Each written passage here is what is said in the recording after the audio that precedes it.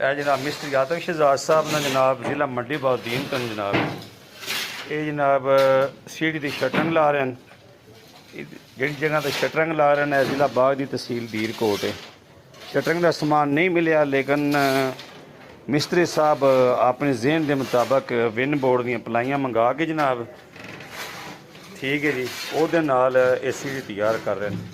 ऊपर पलाई लाई ना ऊपर छापर इस तो पाया कि ताकि पलाई बाद चो इस्तेमाल चो आ जाए।